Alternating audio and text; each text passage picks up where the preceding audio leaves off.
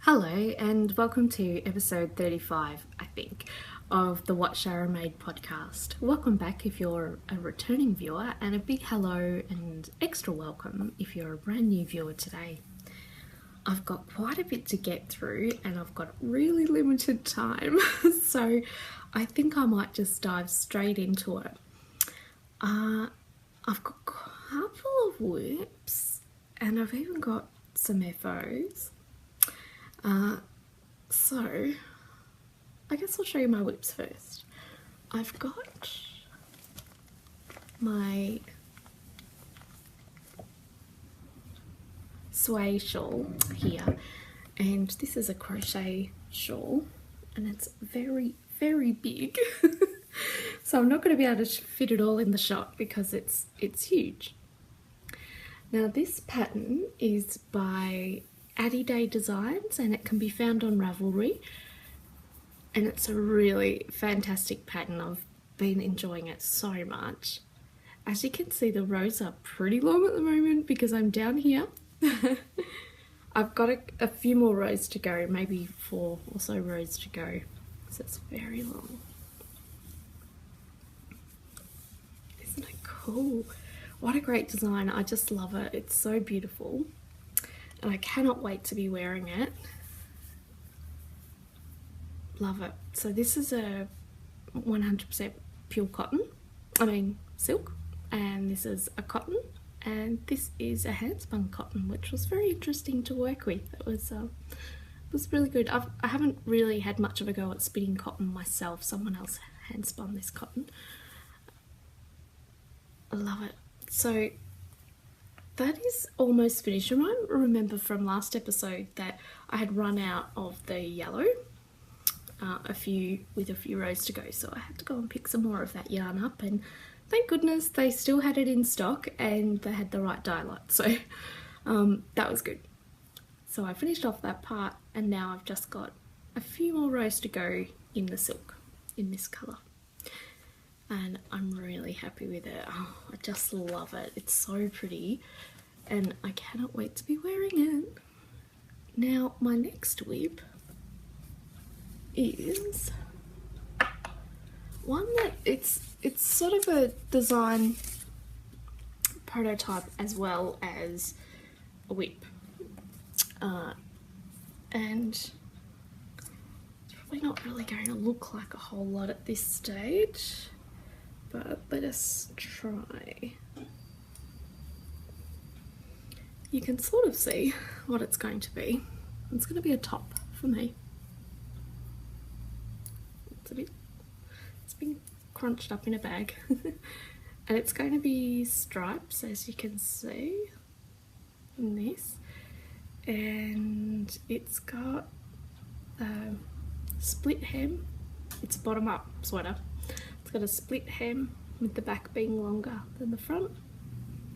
It's going to come up in stripes all the way up. Hope it's not too big. And then it's going to have a boat neck and then stripy sleeves. So not a whole lot to it yet. Hopefully there'll be more to show you in the next episode. I hope, because I would really like to be wearing this soon before it gets too warm. It is a yarn that is perfect for warmer weather because it is Wool and the Gang Billie Jean, and this colourway is called Dirty Denim, and as you can see it's 60% upcycled cotton, by me denim, and 40% upcycled raw cotton. So that's this one. Really enjoying it. It's been lovely to work with. And the other colour, I can't remember the colourway name, but it might be called Pure Denim or something of that nature, and this is full denim, as you can see. Cotton denim, just denim. And denim is cotton anyway, but prepared in a different manner. So they're going to be work up into a pretty nice top for warmer weather, I think. The fabric's quite nice. It's not particularly dense. It's listed as a worsted weight, and I'm using 5mm needles, so they're a good match. It's still airy and has a nice drape to it, but it's not solid like you'd want a cold weather sweater. So yeah, little split hem there. I think it's going to require a bit of a blocking, but it's lovely and soft like a old pair of jeans. And that yarn is made with offcuts from the fashion industry, and it's made using fair trade labour, which is always nice to know. And I'm really pleased with it. I'm really happy working with that. I cannot wait to wear the top. I think it's going to be really cool. Well, fingers crossed. And my next WIP is going to lead me into some FOs. So I might as well show you. Now this one, it's not going to look like much at this stage. It is indeed going to be a sock, and with any luck, a pair of socks. So that's what I've got so far. It doesn't really look like a whole lot. Can't really get much of an idea of what's going to happen with it from this point, but you can see that there's some little stripe action happening in here with some vertical stripes at the same time. And I'm using this gorgeous yarn, and that's quite colour accurate. And this is from Thimble and Pearl, who is just her sense of colour is amazing. This yarn is just beautiful, and I've been saving it for something special, and I think this is the pattern, I hope. And I'm not going to get through a whole skein of this in this pair of socks that I'm making presently, and there'll be enough left to make a pair of gloves, I think. And the other yarn that I'm using at the same time is this, a beautiful piece. It's actually a little more yellow in real life, like a little warmer. It's coming up quite cool there, but it's much warmer in real life. And this is, oh my god, it's so pretty. Can you see the stellina in there? It's gold stellina. It is so pretty. This colorway is called Golden Girls, and it's from one of my favourite dyers, Sandra from Craftfulness, and she has a lovely podcast as well, a Craftfulness podcast, and a shop on Etsy, and I'll link to those in the show notes. And so I'm putting these two together in stripes in this sock, and you see little pops of this magenta coming through as well. Oh god, it's gonna look so pretty. But because there's not a whole lot of this to show, I'm going to show you the finished object of this pattern. And it's one that I sort of accidentally started making. I had an idea for something else, and as I was doing the prototype, it started to turn into something different. Now, I've actually got, what did I do with it? I've actually got a little sample of what I did with it. I might have picked it up with something else. Here we go. I had this idea, and then it wasn't even going to be a sock to begin with. And it started out as this. This is the little swatch that I made. And it's a bit wonky, and there's all sorts of weird things happening in there, but I got the main thing happening that I wanted to experiment with. And this was actually going to be a shawl, and then it was going to be a poncho, and then it turned into a pair of socks. And it turned into a pair of socks because I'm taking part in a pretty cool swap that's being hosted by Eva Christie from the Eva Christie Hand Knitting podcast, and it's a podcasters festive sock swap. So we've all been paired with someone and we don't know who's sending to us, but we know who we're sending to, obviously, and we're knitting them a pair of socks and then sending them off. And I think that's a really cool idea. I don't think anyone's ever knit me socks before, but I love it. I'm really excited. So I thought while I was playing with this pattern, maybe I could turn it into a pair of socks for my swap partner. And they don't know who they are, so I can show you without spoiling any surprise. So this is what the pattern turned into. And you'll have to forgive me, this foot mannequin is smaller than the size of the sock, so it's not quite fitting properly, but you'll get the idea. So I've got this pattern running up the front and then same up the back as well. And the yarn that I used, obviously I've used a solid grey and then a different yarn that has a long colour change, and I can't remember the name of that yarn because it is deep stash. It may have been in my stash for 6 or 7 years, so I was pretty pleased to use it. The grey is just a paint Nile sock yarn. I think that coloured yarn might be called Fusion, and it was by Wendy, but I could be wrong. It had a bit of a handmade sort of a look about it, which was really nice. And it worked well in this pattern, except for when the contrast yarn, the fusion yarn, coloured yarn, it started getting real grey, and then it sort of hides the pattern a bit there, but it's not too bad. It's not too bad. You still get the idea of what's happening in there, and has the seam running down. Well, it's not really a seam, it's a line.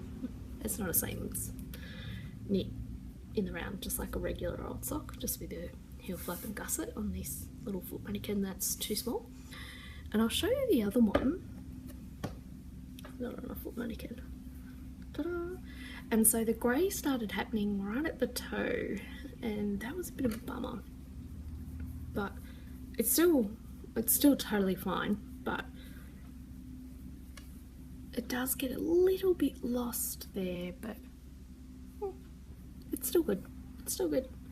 So these, I didn't realise, but the colour started going in reverse, so if we were to, it kind of matches up. Never mind. Anyway, I do have a matching pair. They're not identical twins, but they're fraternal twins. I'm really happy with this pattern. So I am making, like that pattern on the back too.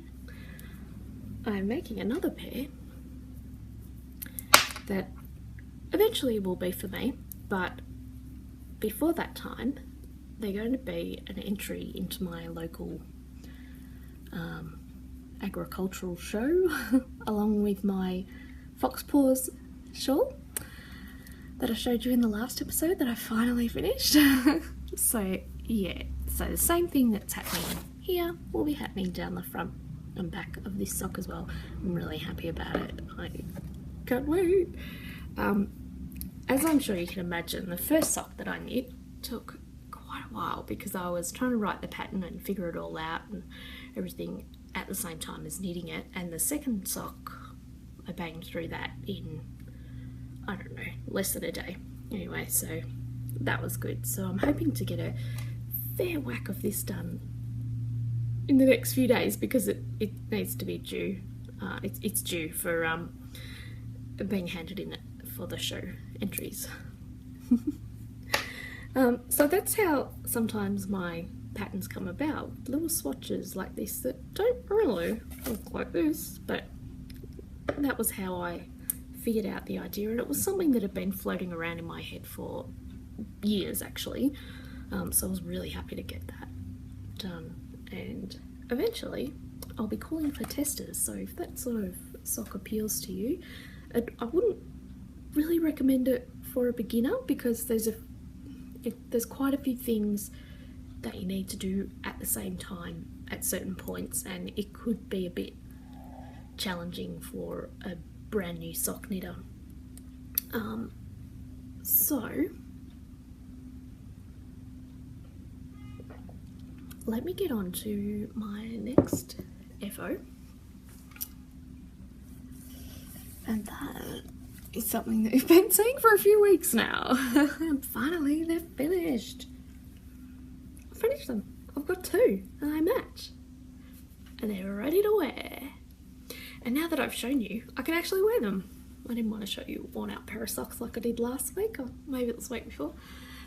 So these ones are the Lana Grossa Beach sock yarn, and they've got a heavy cotton content. I can't remember the exact ratio, but there's wool, cotton, nylon and elastane in this, and they're quite stretchy, with lots of good stretch and recoil, unlike typical cotton yarn. Tends to stretch and then stay there. But this, yeah, so I'm really happy. As you can see, they are definitely not twins. Once again, not identical, but fraternal.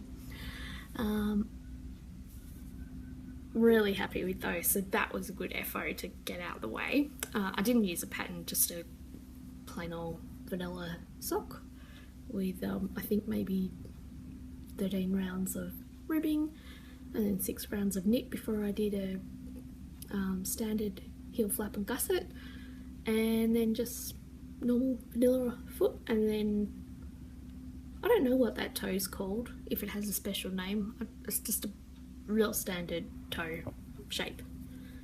Do they call that a square toe? Maybe.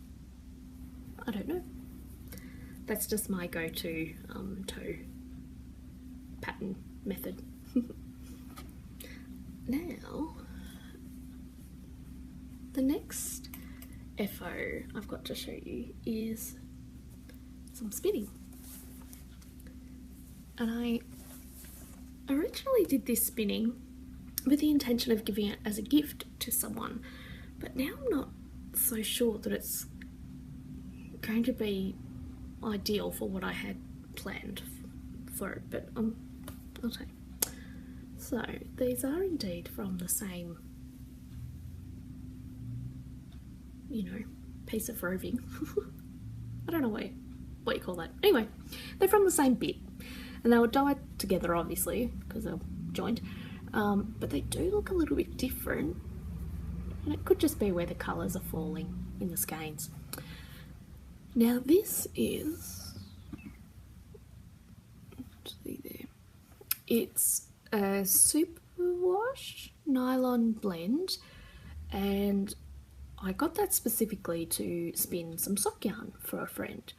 I know she likes knitting socks, and I know she's pretty keen on hand spun, but she doesn't spin herself, so I thought this could be a good gift for her. But I also decided to chain ply it, just for strength in the sock. If it's got 3 plies, it's going to do better than a 2 ply or a single, of course, but also to keep the colour changes intact, so it'll sort of make a self-striping sock yarn, which you can see happening there, but the yardage is quite short because I did the chain ply, and so that makes that definitely shortens the yardage. So it is good sock weight. It does have nylon in it, but you could probably only make a pair of ankle socks out of it. I think I got 140 meters in one and 125 meters in the other, which was weird. I don't know how I got such a difference, but so I don't know how I got such a difference in the yardage, but I did. So I don't know if the colour changes will match up if you did one sock and another sock because of that difference in the yardage, but I guess we'll find out. So I wasn't sure if that was really a suitable gift for someone who likes to knit socks, if they could only knit ankle socks, but I don't know. And then I thought maybe I would knit the socks for her using the yarn, but I don't know. We'll have to wait and see. I've got a little bit of time before I need to send that gift off, so maybe I'll do something else. I mean, you'd certainly be able to make a pair of mitts with these. You don't have to make socks with it. Nothing saying you can't even make a hat out of it. Just join the two skeins together and use it that way. But I don't know. I'll have to have a think about it. But I'm really pleased with this. This spin. This yarn is just so pretty and reasonably even, and it's a good standard fingering weight. Maybe on the slightly on the heavier side, but really good. I really enjoy it, and I'm addicted to chain plying. I just want to chain ply everything.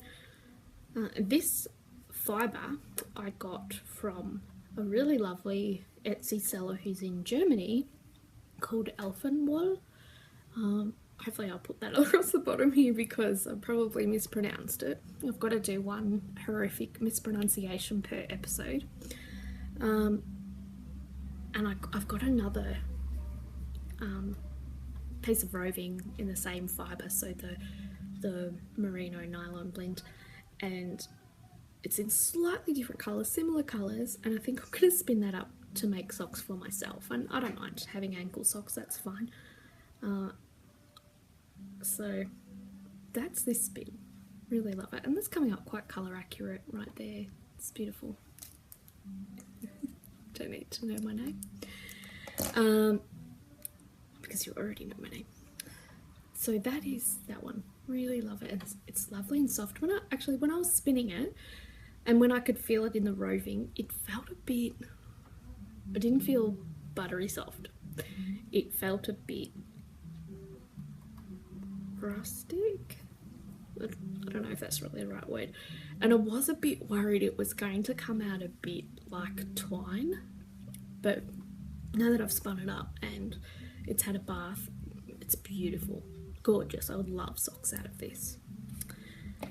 And while I was doing that, I decided to have a little play with my blending brushes that I showed you a couple of weeks ago that I just acquired, and I had some, if you're a long time viewer, you will remember I had some organic Australian merino roving, and it was beautiful and soft, but because it was so soft, it was basically impossible to spin. Well, I found it very, very hard to spin.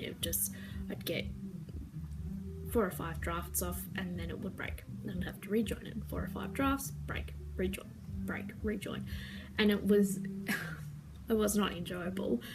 And because I had to keep rejoining the roving and it was so hard to spin, it was all thick and thin and not in a fun way, just in an ugly way, and I almost threw out the roving because I didn't think there was any hope for it. And then when I got the blending brushes, I thought, the hand cutters, I thought maybe I could blend that beautiful fibre with another fibre that I know is really easy to spin and see if it works that way, and that way it's not going to waste, because it is gorgeous, gorgeous fibre, and I don't want it to go to waste. I don't want to waste anything. So I blended it with some Corridale that I had, and that's, if you're familiar with Corridale, you know that it's very easy to spin because it's pretty rustic. It's not scratchy, but it's no merino, but that means it's really awesome to spin. So I blended some. The orangey colour is the organic merino that I got and dyed myself in that orangey colour, and the greyish natural colour is the Corridale. It was just some undyed Corridale that I had,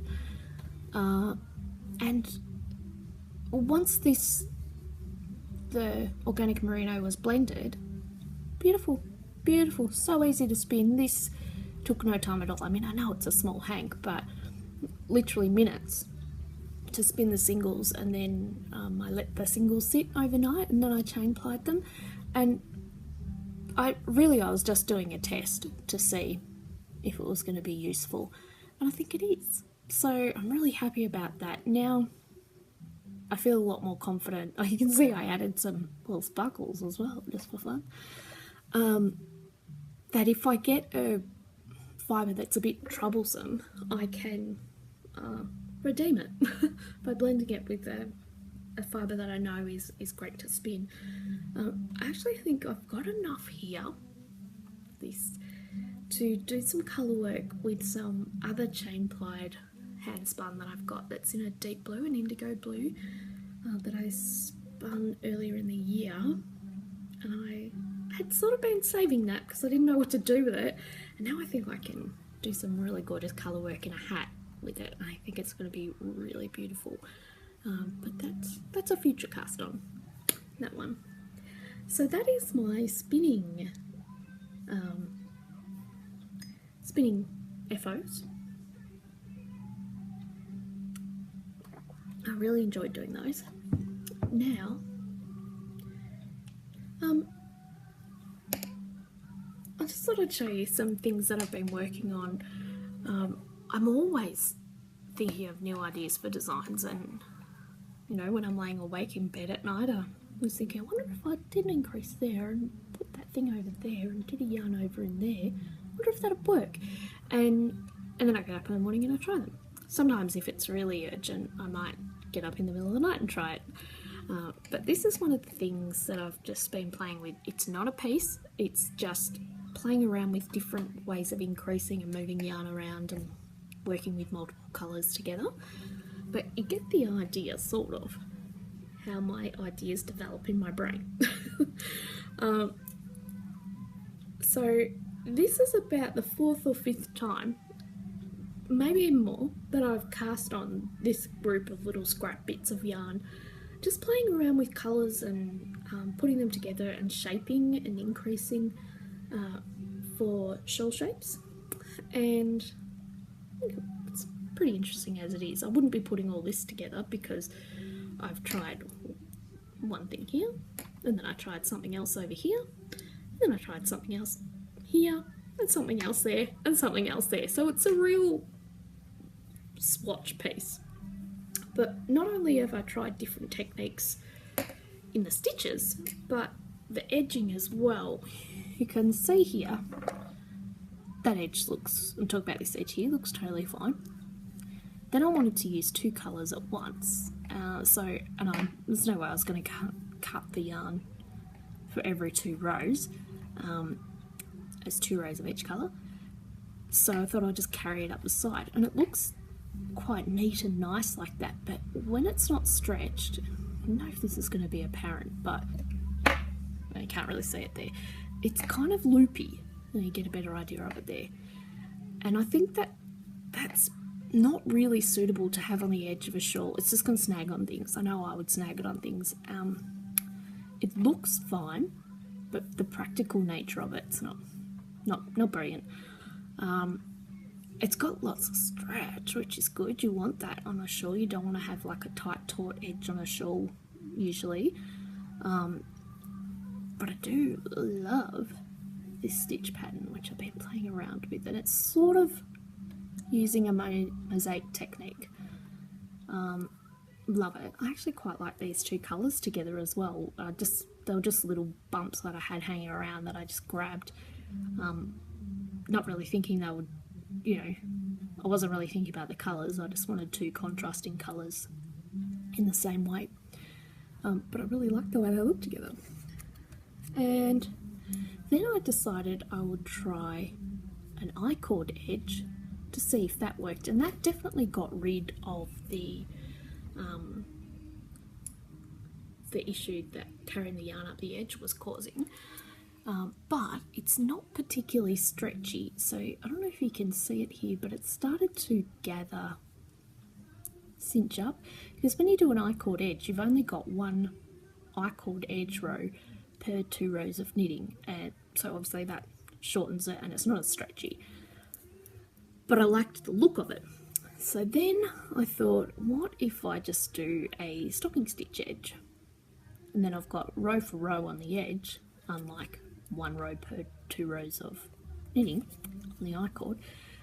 So the stretch is much, much better, and the carrying of the yarn gets hidden when the stocking stitch edge rolls over, and it still gives a very similar appearance to the I-cord edge.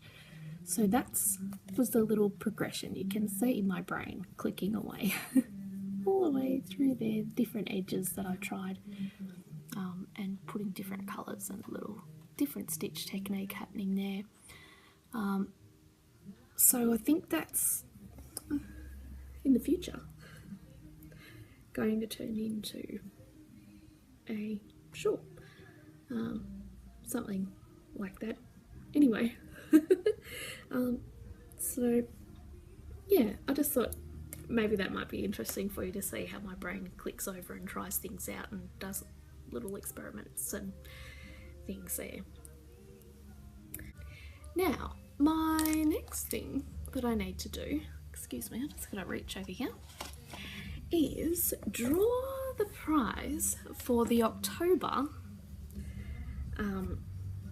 winner in the year-long stash busting craft along giveaway cal that I have been hosting all year long in my Ravelry group, and you'll find the information for the Ravelry group in the down bar down here underneath this video. And in that thread in the Ravelry group, I have 361 posts and they're all amazing. So let me just change that off between 4 and 361. You can see that there. Let me generate this.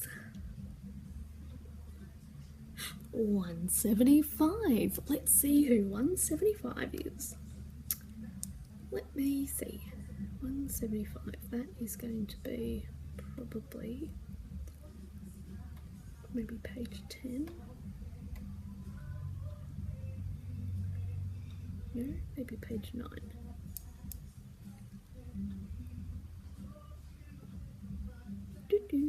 Just chat amongst yourselves while my phone does its thing. No, page 8. Maybe. Nope, page 7. This is fun, isn't it? So, 175. Oh my god, there's so many beautiful things in here. This thread is just gorgeous, very inspirational, that is for sure. Oh, Mama Shara, that is lovely Shara from Queensland. 2 Sharas. And she has made this gorgeous slouchy Audrey hat for one of her beautiful boys. Whoops. Isn't that great? From Stash Yarn, so even better. Absolutely gorgeous Shara. You are the lucky winner of one of my sock sacks. And I don't know if I want to be, I've had it stored flat, so it is a bit crinkled and wonky. I must apologise, but you'll soon fill it out with beautiful things. And it's this pyramid shaped sack with the handle. And it's actually got a vintage zipper in it. It's still perfectly functional, but it is vintage. And you've just got the plain lining with French enclosed seams in there. So that should keep some goodies contained in there. This beautiful feather fabric. My god, I'm in love with this fabric. And Shara, if you just want to contact me via Ravelry with your mailing address, I'll pop this in the mail to you, and you'll have it very soon. Congratulations, that's fantastic. Oh, that's beautiful. Congratulations, Shara. Now, I should also be drawing 2 other prizes, but I don't have them with me, so I can't show you, so I might actually save that for the next episode. And those prizes are for the Strata Shawl Knit Along, which had such a fabulous response. I'm just blown away by that, so thank you very much if you joined in with that. It's been beautiful. There's going to be a prize drawn in the chatter thread as well as in the FO thread, and lots of people got them finished. Like, that's fantastic. I might leave the FO thread open for just a tiny bit longer, just so you got a chance to add all your FOs, and I will draw prizes, draw winners, sorry, using random number generator in the next episode for that. So stay tuned if you took part in that, Cal. Thank you so much to everyone who did take part in it. It was just lovely. Such a beautiful, supportive group in the Ravelry group, encouraging each other and chatting about colours, asking questions. It was really fantastic. I really appreciated it, and I'm sure everyone else that took part in it really enjoyed that as well. I hope. I think I've covered everything. I'm just looking around at all my stuff that I've got spread out here, and there's quite a bit of it. But I'm going to keep working on my socks, my new sock design. I haven't really settled on a name for it yet, but something about Argyle. The working title is Argyle Lane, but we'll see. Maybe that will change in time, I don't know. But thank you once again for joining me, and I will see you again very soon. And I hope you have a wonderfully crafty week, and I hope it's really relaxing and everything goes your way. See you later.